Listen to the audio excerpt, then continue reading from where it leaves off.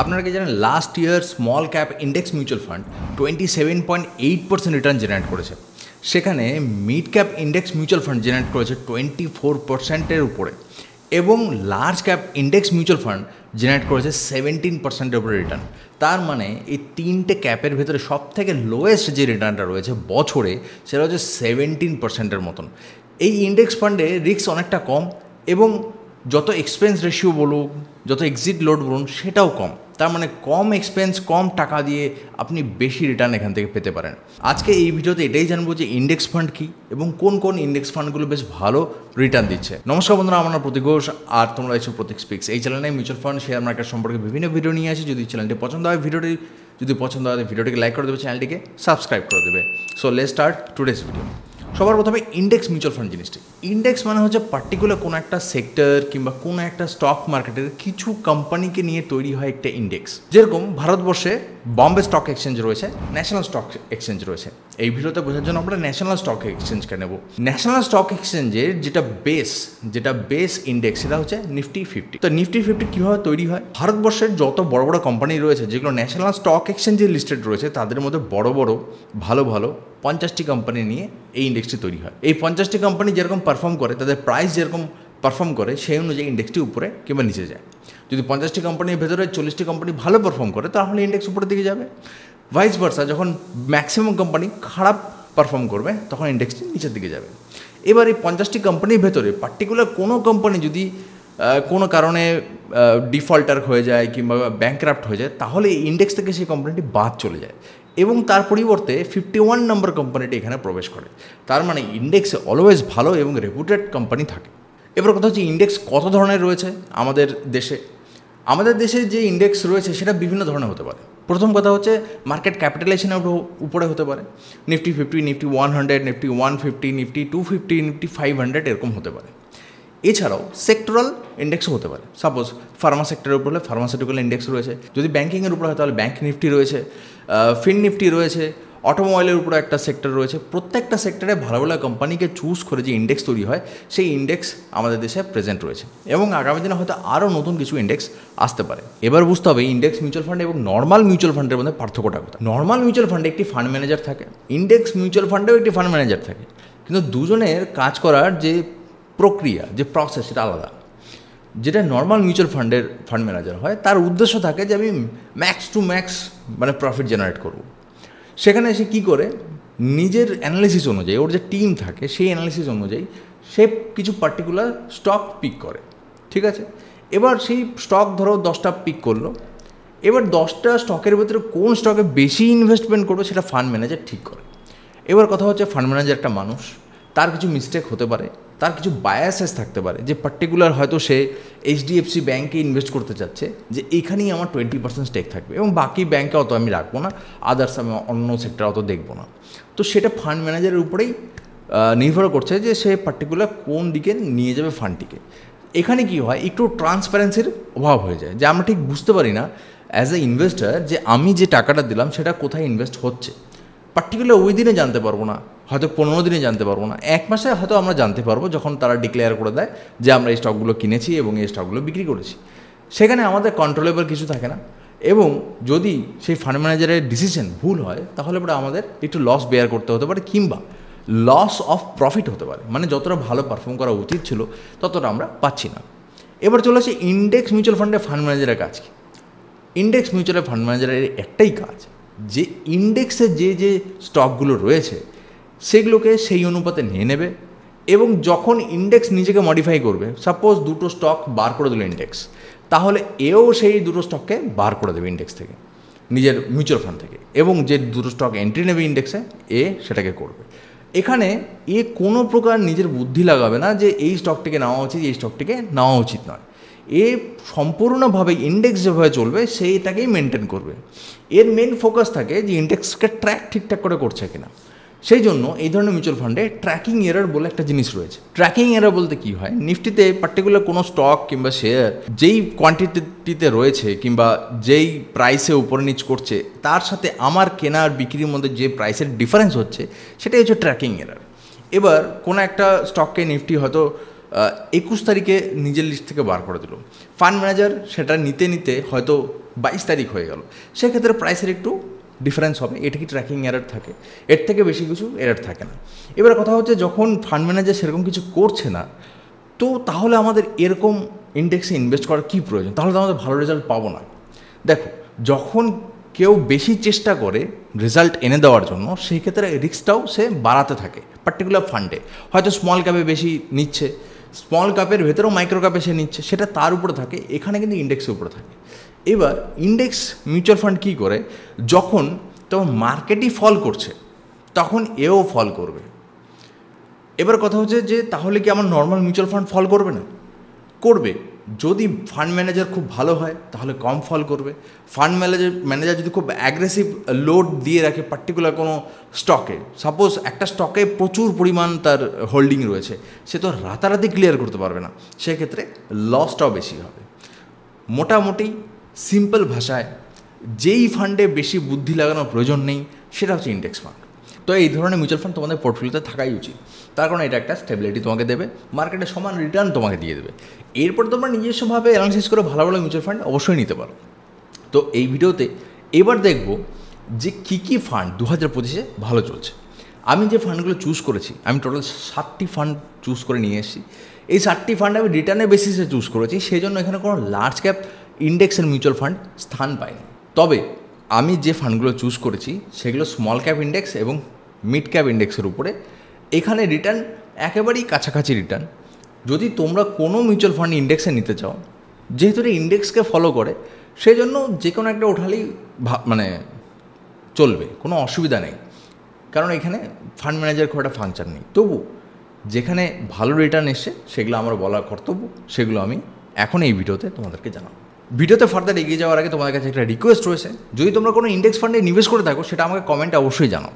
তাহলে কী হবে, আমিও জানতে পারবো যে তোমাদের কোথায় ইনভেস্টমেন্ট রয়েছে এবং আমার অ্যানালিসিস কতটা সঠিক আসছে এবং কতটা খারাপ আসছে, সেটা থেকে আমারও কিছু একটা শেখার থাকবে। সেই জন্য অবশ্যই একটি কমেন্ট ছেড়ে যাবে যে তুমি কোন ইন্ডেক্স ফান্ডে নিবেশ করেছো কিংবা নিবেশ করতে চাচ্ছ। সবার প্রথমে আমরা এই ছবিটির দিকে একবার তাকাই। এটি মোটামুটি একটা মার্কেটের রিপ্রেজেন্টেশন, এটা আমি বানিয়েছি এটা বোঝানোর জন্য যে ইন্ডেক্সগুলি কীরকমভাবে আমাদের শেয়ার মার্কেটে রয়েছে।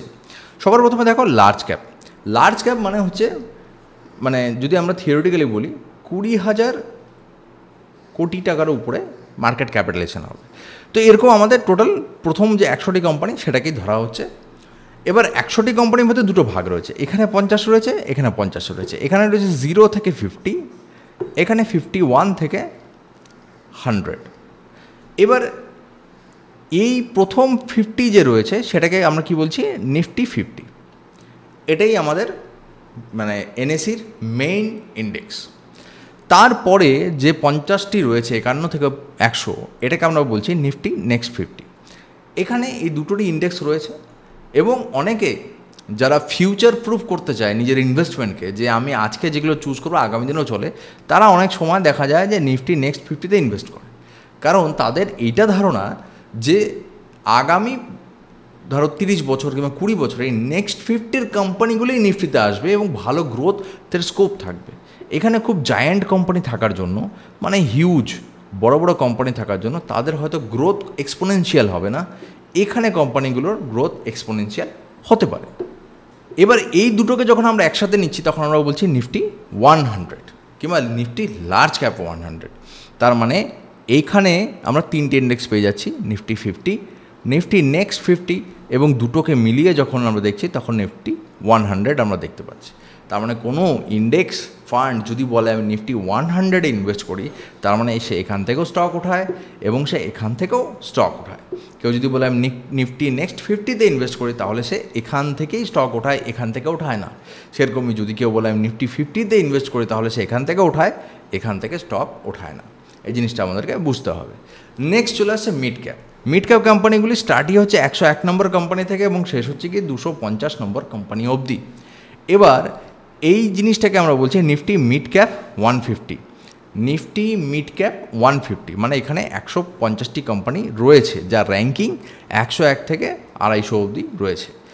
এবার এটা নিফটি মিড ক্যাপ 150 বলে দিলে তো একদম ক্লিয়ারলি বোঝা যাবে যে এটা মিড ক্যাপেই ইনভেস্ট করবে। যদি বলে যে আমরা নিফটি 250-তে ইনভেস্ট করি, তার মানে লার্জ ক্যাপও চলে এলো, তার মানে মিড ক্যাপও চলে এলো। তার মানে large and mid cap index বলতে আমরা নিফটি 250-কে বুঝবো। এরপরে চলে আসে স্মল ক্যাপে। স্মল ক্যাপে স্টার্টিং হচ্ছে 251 নম্বর, 251st নম্বর কোম্পানি থেকে 500th কোম্পানি অবধি যে পুরো কোম্পানি একটা বাঞ্চ রয়েছে 250টি কোম্পানি, সেটাকে আমরা স্মল ক্যাপ ইন্ডেক্স বলি। এটাকে আমরা বলি নিফটি স্মল ক্যাপ 250। অনেকের কনফিউশন হয়ে যেতে পারে যে নিফটি 250 আর নিফটি স্মল ক্যাপ 250 দুটো একেবারেই আলাদা। যেহেতু স্মল ক্যাপ 250-র কথা হচ্ছে, তাহলে এখানে শুধুমাত্র স্মল ক্যাপই কথা হচ্ছে। নিফটি 250 মানে কিন্তু large cap plus mid cap, এই জিনিসটা এই জন্য আমি ছবি দিয়ে বোঝানোর চেষ্টা করছি। এবার যখন কেউ নিফটি 500 বলবে, তাহলে তার রেঞ্জটা অনেক বড়। সে লার্জ ক্যাপে ইনভেস্ট করবে, মিড ক্যাপে ইনভেস্ট করবে, স্মল ক্যাপে ইনভেস্ট করবে। তো এই জিনিসটা বুঝতে হবে যে নিফটি 500 মানে কি। অনেকে এটাকে মাল্টি ক্যাপও বলা হয়। কেন মাল্টি ক্যাপ বলা হচ্ছে? কারণ এখানে লার্জ, মিড ক্যাপ এবং স্মল ক্যাপে চলে আসে। তার মানে আমরা মোটামুটি এখান থেকে আইডিয়া পেয়ে গেলাম। কারো যদি অসুবিধা হয় একটা স্ক্রিনশট নিয়ে নাও, তাহলে পরবর্তী দিনে বুঝতে সুবিধা হবে যে লার্জ ক্যাপ কি, মিড ক্যাপ কি, স্মল ক্যাপ কি, কোন ইন্ডেক্সটা কোথা থাকে এবং কাকে কী নামে ডাকা হয়। এবার আমরা দেখে নেব প্রথম মিউচুয়াল ফান্ডটির কথা বলবো, সেটি হচ্ছে মতিলাল অসওয়ালের নিফটি মিড ক্যাপ 150। তার মানে মিড ক্যাপ 150 মানেই হচ্ছে পিওরলি মিড ক্যাপের 150টি কোম্পানিতে ইনভেস্টমেন্ট হবে। যদি 1 বছর রিটার্ন দেখি তাহলে 0.63% রিটার্ন রয়েছে। যদি আমরা 3 বছর রিটার্ন দেখি তাহলে 26.00% রিটার্ন আমরা পাচ্ছি। এবং 5 বছরে যদি আমরা অ্যাভারেজ অ্যানুয়াল রিটার্ন দেখি তাহলে 30.21% রিটার্ন পাচ্ছি। মানে এটা বেশ ভালো একটা রিটার্ন জেনারেট করে দেয় লং টার্ম। যদি এখানে এক্সপেরিয়েন্স রেশিও কথা বলি, দেখো এসবে না এক্সপেরিয়েন্স রেশিও একটু কমই হবে, ঠিক আছে? কারণ এখানে বেশি কিছু করার থাকে না, কেউ প্রিমিয়াম চার্জেস নেয় না। 0.26% মানে আমার তো 0.5%কে আমি বেস মার্ক ভেবেই চলি, তো সেখান থেকে প্রায় 50% রয়েছে, ইটস অ্যালাওয়েবল, কোনো অসুবিধা নেই। যদি এক্সিট লোডের কথা বলি 1%, কিন্তু 15 দিনের ভেতরে যদি কেউ উইথড্র করে, এরকম খুব কম লোকই হবে যে 15 দিনের ভেতরে উইথড্র করবে, তার মানে 15 দিন বাদে এটা ফ্রি, এটা কোনো অসুবিধা নেই। যদি আমরা কোথায় ইনভেস্ট করি, তো নাম থেকেই আমরা বুঝে গেছিলাম নিফটির মিড ক্যাপের 150-তে ইনভেস্ট করে, কারণ সেই জিনিসটা আমি তোমাদেরকে বলে দিয়েছি। তো সেখানে ইনভেস্ট করে এবং 150টি কোম্পানিতেই এখানে ইনভেস্টমেন্ট হচ্ছে, কারণ কোনো চুজ অ্যান্ড পিক করবে না। এখানে কোনো ইন্ডেক্সের ভেতরেই আমরা দেখবো না চুজ অ্যান্ড পিক রয়েছে কি 26টা কিংবা 22টা কিংবা 21টা শেয়ার রয়েছে, এরকম হবে না। পুরো ইন্ডেক্সেই ইনভেস্টমেন্ট হবে। নেক্সট আমরা দেখবো আইসিআইসিআই প্রুডেন্সিয়ালের Nifty small cap 250 index fund. তার মানে স্মল ক্যাপের যে 250 ছিল, যে 250-টা কোম্পানি, সেখানে ইনভেস্টমেন্ট করবে। 1 বছরের যদি রিটার্ন দেখি তাহলে -1.7%, এবং যদি আমরা 3 বছরের অ্যাভারেজ দেখি তাহলে 26.40%। দেখো এখানে 5 বছরের ডেটা নেই, কারণ এটা অতটা পুরনো ফান্ড নয়, এটা রিসেন্টলি হয়েছে, ওই জন্য 4 বছরের ডেটা রয়েছে, 5 বছরের ডেটা নেই। Expense ratio 0.3% justified, exit load নেই, আমরা বেঞ্চমার্ক অলরেডি জেনে গেছি, এবং 250টি কোম্পানিতে ইনভেস্ট করে। যারা প্রথমবারের জন্য ইনভেস্টমেন্ট করবে জন্য ভাবছো যে আমি জীবনে প্রথমবার মিউচুয়াল ফান্ডে ইনভেস্ট করব, তাদের জন্য ইন্ডেক্স ফান্ড বেস্ট। তবে আমি এটা বলবো না যে তুমি স্মল ক্যাপ ইন্ডেক্সে ইনভেস্ট করো, আমি অবশ্যই এটা বলবো যে লার্জ ক্যাপ ইন্ডেক্স কিংবা মিড ক্যাপ ইন্ডেক্সে তোমরা ইনভেস্টমেন্ট করতে পারো, কারণ এটা সেফ হতে থাকবে এবং তোমার একটা ভালো রেজাল্টও দিবে, এবং তোমার লসটা খুব বেশি উপর নিচ করবে না, যেটা তোমার মেন্টাল হেলথের জন্য ইম্পর্ট্যান্ট। এবার অনেকে এখানে দেখছো যে এখানে রিটার্নগুলো মাইনাসে আছে কিংবা কম রয়েছে। আমি আগের ভিডিওতে বারবার এক্সপ্লেন করেছি, একটা বড় ক্র্যাশকে পেরিয়ে আমরা এগিয়ে যাচ্ছি, সেই জন্য এই 1 বছর রেজাল্টগুলো একটু খারাপ হবে, কিন্তু 3 বছর আর 5 বছরে দেখে এটাকে জাজ করা উচিত। নেক্সট আমরা সেটি হচ্ছে মতিলাল অসওয়ালের নিফটি স্মল ক্যাপ 250 ইন্ডেক্সের উপরে তৈরি। এখানে 1 বছরে রিটার্ন -1.34%, 3 বছরে 26.65% রিটার্ন রয়েছে, এবং 5 বছরে 32.32% রিটার্ন আমরা দেখতে পাচ্ছি। যদি এক্সপেন্স রেশিও কথা বলি তাহলে 0.33% এক্সপেন্স রেশিও। 1% এক্সিট লোড লাগবে যারা 15 দিনের ভেতরে নিজের ইনভেস্টমেন্টকে উঠিয়ে নেবে। এটা কোথায় ইনভেস্ট করে? এটা স্মল ক্যাপ ইন্ডেক্সের 250টা কোম্পানিতে ইনভেস্ট করে, সেজন্য 250টা কোম্পানি এর পোর্টফোলিওতে রয়েছে। এরপরে যেই ফান্ডটির কথা বলবো সেটি হচ্ছে অ্যাক্সিসের নিফটি মিড ক্যাপ 50 ইন্ডেক্স। এবার কথা হচ্ছে যে মিড ক্যাপে তো 150টি ফান্ড ছিল না, তো এই 50 ফান্ড কোনটা, 50টি কোনটা? 50টি হচ্ছে যেটিতে ভলিউম অনেক বেশি থাকবে, মানে লিকুইডিটি যেগুলো বেশি থাকবে, সেই 50টিকে এরা ওঠাবে এবং সেখানে এরা ইনভেস্ট করবে। এটা এই বেঞ্চমার্ক যে নিফটির ভেতরে যেগুলোতে বেশি ট্রেডিং হয় সেটাতেই এরা ইনভেস্ট করবে। যেটাতে ভলিউমই থাকে না সেখানে তারা যাবে না। কারণ কি আমরা যখন মিড ক্যাপের 150টি কোম্পানি দেখি সেখানে এমন এমন কোম্পানি রয়েছে যেখানে খুব একটা ভলিউম থাকে না। স্মল ক্যাপে তো খুব বেশি প্রবলেম হয় যে ভলিউম আমরা পাই না। লার্জ ক্যাপে ভলিউমের কোনো প্রবলেম হয় না, সবাই ইন্টারেস্টেড থাকে কেনার। ভলিউমের প্রবলেমটা মেনলি এই কারণেই হয় যে অনেক নতুন লিস্টেড কোম্পানি থাকে যেটা সম্বন্ধে মানুষের অতটা অ্যাওয়ারনেস থাকে না, কিংবা হয়তো একটু রিস্ক প্রোফাইল বেশি থাকার জন্য সেগুলোতে খুব একটা ভলিউম থাকে না। সেই জন্য 50টি 150টির মধ্যে প্রথম 50টি বলা ভুল হবে, যেই 50টিতে ভলিউম বেশি থাকে সেখানে এরা ইনভেস্ট করে। এখানে ইম্পর্ট্যান্ট হয়ে যায় যে তারা ট্র্যাক ঠিকঠাক করছে কিনা। আমি ট্র্যাকিং এরারের কথা বলেছিলাম। এবার কোনো শেয়ারে যদি ভলিউমটা সাডেনলি বেড়ে যায় কিংবা কমে যায়, সেইভাবে এরা ইনভেস্টমেন্টকে কীভাবে রিব্যালেন্সিং করছে এটাই এখানে দেখা। তো এখানে 1 বছর রিটার্ন হচ্ছে 0.46% রিটার্ন। যদি 3 বছর রিটার্ন দেখি তো খুবই ভালো রিটার্ন রয়েছে, 27.13% রিটার্ন রয়েছে। এবং 3 বছরের ডেটা আমরা এখন 5 বছরের ডেটা এখানে নেই, কারণ এটা অত পুরোনো ফান্ড নয়। এক্সপেন্স রেশিও 0.26%, এক্সিট লোড 0.25%, এটাও উইদিন যদি 15 ডেজ কেউ উইথড্র করে তার জন্যই। নেক্সট যে ফান্ডটির কথা বলবো সেটি অ্যাক্সেসরি নিফটি স্মল ক্যাপ 50। এবার স্মল ক্যাপে 250টা কোম্পানি ছিল, সেম মিড ক্যাপে যেরকম স্ট্র্যাটেজি এখানেও সেরকম স্ট্র্যাটেজি, যে স্মল ক্যাপে সবথেকে বেশি ভলিউম কিংবা লিকুইডিটিওয়ালা 50টি কোম্পানি এরা পিক করে এবং সেখানে ইনভেস্ট করে। 1 বছর রিটার্ন মাইনাসে রয়েছে 0.08%, কিন্তু 3 বছর রিটার্ন 28.79%। 5 বছরের ডেটা নেই। এক্সপেন্স রেশিও 0.27%, এক্সিট লোড নেই। এই ফান্ডগুলির ভেতরে আমরা একটা কমন জিনিস লক্ষ্য করতে পারছি যে 3 বছরে এদের যে রিটার্নটা রয়েছে সেটা একটা বেশ ভালো রেঞ্জের রয়েছে। 26% থেকে আপাতত 28% আমরা ক্রস করেছি। তার মানে একটা ভালো রেঞ্জে 3 বছরে রিটার্ন দিচ্ছে, যেটা মানে কারো যদি ইনভেস্টমেন্ট গোল খুব লং টার্মে থাকে এবং তারা এটাতে করতে পারো, কারণ এখানে মার্কেটের উপরে ডিপেন্ড করছে, মানে হোল মার্কেটের উপরে, কারো সিলেক্টিভ নয়, তো খুব একটা বেশি ফ্ল্যাকচুয়েশান এখানে আসবে না রিটার্নে। Last but not the least যে ফান্ডটি দেখাবো সেটাতেও একটা ভালো রিটার্ন আমরা দেখতে পাচ্ছি। বন্ধুরা, এতক্ষণ অবধি যদি তোমরা ভিডিওটি দেখে থাকো তো একটি রিকোয়েস্ট থাকবে যে ভিডিওটি একটি লাইক করে দেবে, চ্যানেলটিকে একটু সাবস্ক্রাইব করে দেবে। আর যদি তোমাদের এরকম ইন্ডেক্স ফান্ড কিংবা মিউচুয়াল ফান্ডে যদি কোনো প্রশ্ন থাকে অবশ্যই আমাকে কমেন্টে জানাবে, আমি চেষ্টা করবো তোমাদের উত্তর দেওয়ার, কিংবা তার জন্য একটা সেপারেট ভিডিও আমি আলাদা করে তোমাদের জন্য নিয়ে আসবো। লাস্ট যে ফান্ডটি রয়েছে সেটি হচ্ছে আদিত্য বিড়লা সান লাইফ নিফটি 50 ইন্ডেক্স ফান্ড, মানে ওই 250টি কোম্পানি থেকে 50টি কোম্পানিতে বেছে হাই ভলিউমে সেখানে নিবেশ করে।